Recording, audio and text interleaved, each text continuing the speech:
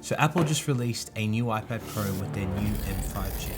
It's the most powerful iPad Apple has ever made, and combined with the new iPadOS 26 update, it's one of the most versatile iPads ever. I've used the iPad almost every single day for the last 6 to 7 years. It's been a remarkable product for me, and with the new M5 chip, the performance is so far ahead of this time, so extra that it's almost like having a Lamborghini that can go super fast, but you're constricted to driving in a school zone. So with that in mind, my friends, let's get into today's video.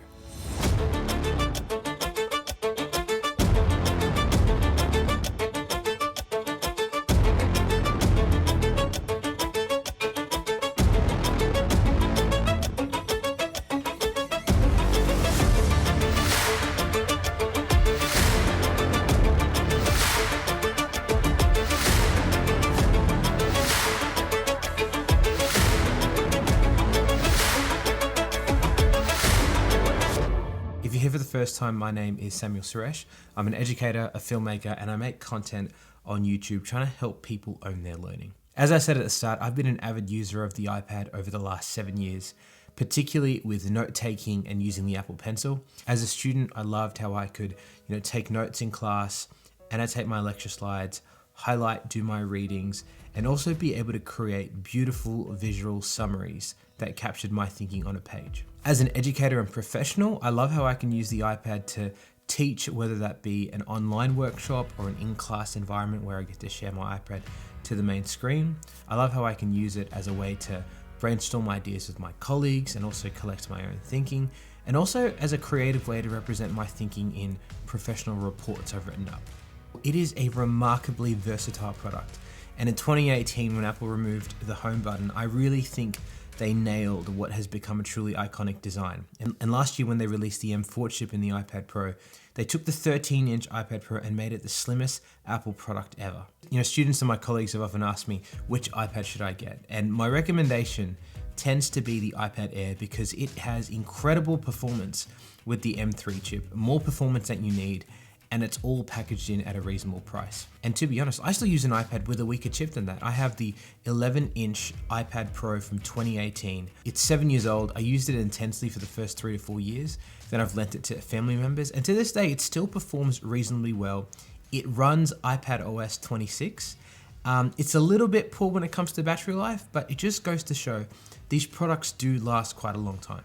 But for those people who want the best iPad experience ever, those true creative professionals, the iPad Pro really taps into that. So here's some features to name a few. You've got the 120 Hz display, which looks unbelievable. It makes handwriting on the iPad feel even smoother. And scrolling through content, swiping through apps, it feels buttery smooth. It's a feature that I just hope they would eventually bring to the Air. But to be honest, if they did, I don't think anyone would buy the Pro anymore. The screen itself is stunning. The colors, the contrast, the hues, they're so accurate that I've used this as an external monitor when I'm doing editing for my professional video work. And also it's actually my favorite experience for editing photos because you've got this stunning screen, which allows you to see your photos in really great quality. But because you've got the Apple Pencil, you can play around with the sliders in Lightroom in a very tactile way, which I love doing when editing photos. And as I said earlier, the fact that all of this capability, from the ability to study to being a creator to doing really professional work, is all packaged in an incredibly slim device, makes it one of Apple's most impressive products. I sometimes feel like you got to go and talk to people who are really using this in unique contexts to see the iPad shine. So I've got friends in engineering, architecture, professional art, music, science, who've all found a way to take this slab of glass and just turn it into a computer that works really well in their workflow. And if you spoke to all of them, the way they use it is completely different. Some of them have even gone all the way to make the iPad their one and only computer, something I just can't do because I rely so much on the Mac. But it just goes to show for some people, when you throw in the accessories like a Magic Keyboard, which doesn't really add too much bulk to it and works seamlessly, this thing is taking its versatility and almost imitating a Mac in some way. So with all that in mind, we have a product that has been very good, it's powerful enough. We need to ask the question, why has a new iPad been released right now? Why does this iteration of the iPad even exist? Well, I think there are two kinds of innovations. We have demand-driven innovation and then technology-enabled innovation. So demand-driven innovation is the kind of innovation that companies do in response to the demands and requests that are made by customers. People lay out their requests and then companies respond by meeting those requests. And often people are very happy to see those changes. The other kind of innovation is technology-enabled innovation. It's the kind of innovation that occurs when a new technology has come out. And so a product is released and the people releasing it don't necessarily see the full potential of what it could be. But you just got to get it out there and wait for people to show you how it could be used. It happened with the iPhone when it was first released. No one was demanding that it came out. And if you sort of track the development of the iPhone since 2008 to now, it's actually taken quite a bit of time for the iPhone to become the thing that it is. The same probably could have been said about the iPad back when it came out for the first time with the home button. It has been iterated, developed, app developers have come in, made new technology, and we've reached another level. In terms of hardware, I think the iPad is pretty mature. The screen, the speakers, the ports, the weight, the form factor, it's all excellent. And the chips on the inside, they have more power than we know what to do with. So I think with this M5 chip update, Apple are trying to do two things. I think they're trying to brace themselves for this influx of AI that's going to continue to take over apps and innovations going forward. And they want the iPad to have the sufficient computing power to do AI tasks locally. So that could be a 3D render of something, or that could be upscaling image quality, all the way to getting AI to go and read all of the notes on your iPad and then generate a summary or answer your questions based on a prompt that you put in. A lot of these things haven't been developed yet, but that leads me to our second reason. Apple is putting this out there so people can play around with it, developers can get their hand on it, and really push the limits of what this chip can do. Just to go through it, here are some of the new things that the M5 chip has. So in the M5 chip, you have a lot of GPUs and CPUs. And previously, I believe the CPUs had this, but now the GPUs each get a neural accelerator. Essentially, this is going to help with on-device AI processing. It's future-proofing the iPad for what's going to come with AI. I also think the additional power is going to help with video editing on the iPad Pro for people who are, editing multiple streams of 4K footage or even going into 8K footage. The iPad should be able to handle that now. As someone who doesn't edit on the iPad, I can't comment on it too much, but it's worth knowing. There's also faster storage bandwidth, which essentially allows you to multitask better. And finally, it can also power a display up to 120 Hertz, and it's also low latency. That's going to be incredibly helpful for people who connect up their iPad to an external display and show off content. Maybe they're doing a bit of teaching, maybe they're running a demo of a 3D rendered model. There's less latency and so very seamless. A lot of that stuff is internally in the hood and is easily measurable with metrics, but the stuff that makes a real impact for me tends to be found in the software realm of things. So I'd love to walk you through a couple software changes that for me are very significant. iPadOS 26 now has windowed systems. So it has that experience of being able to resize and move around apps on your screen almost as though it's a desktop. So it sort of rhymes with the Mac experience. It's really helpful in my opinion when it comes to file management, as now I can drag and drop things between Finder folders and then really quickly drag it into a presentation. And so it kind of gives me that desktop-like experience that I've just become used to over time.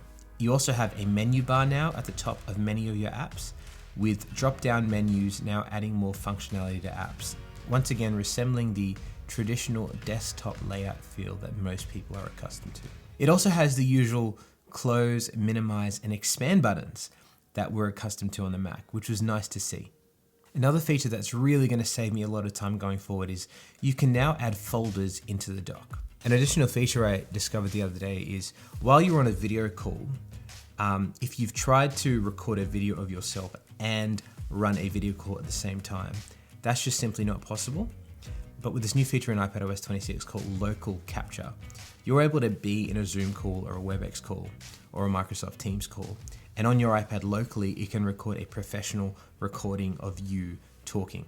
So for example, if you're a podcaster or you want to publish a professional interview, you can do the interview over Zoom and export a high quality file of the both of you speaking, edit it together so it looks professional and not potato quality like a Zoom recording tends to look like. I'm really thrilled to see a lot of these software updates because I just think it's expanding the versatility of the iPad Pro as a product. getting to the final part of this video, I want to talk about the big challenge I see with the iPad going forward. The iPad's not a traditional computer. It's a really great computer for creative professionals who are in specific use case scenarios and have developed their own workflow for it. But when you get to more corporate, collective, traditional environments like a business office where people are doing a lot of word processing and spreadsheets work, or a classroom where everyone has the same assignment and everyone's doing research so they can write up an essay, I think people tend to expect the iPad to fit into the mold of a traditional MacBook or laptop. And while I think it can in some sense, in some other ways, I think it really falls short. So a really quick example of that is I love using Pages and Keynote. Keynote is my favorite app for designs. I use it to make presentations, and just generally, it's a cool way to visualize your thinking. I use it every day on my Mac, but when I come to my iPad and I start using it, because the iPad has been fundamentally designed for a touch experience, even when I'm using the trackpad and the keyboard, some of the features just aren't there because it's a slightly more simplified version of the product. The same thing can be said for an app like Pages.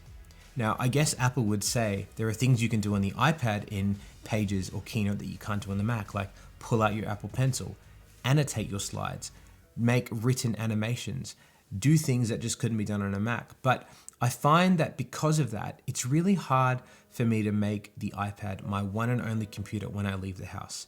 And so I've sort of reconciled that for myself. So every time I leave the house, I'm leaving with both a MacBook and an iPad. And I don't take the Magic Keyboard with me. Instead, I use the Smart Folio case, which literally adds little to no weight at all. But I do think that question will continue to be asked by people who don't want to spend money on two products, but want one thing.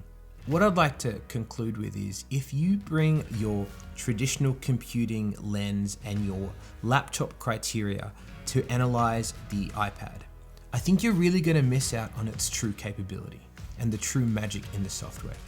When you see a student in a cafe taking creative notes, or a musician in a cafe, producing music or annotating their sheet music on the iPad, or maybe an engineer or an architect or a visual effect artist working on a 3D design, or just someone at work who managed to bring in some handwritten annotations and effects into their presentation.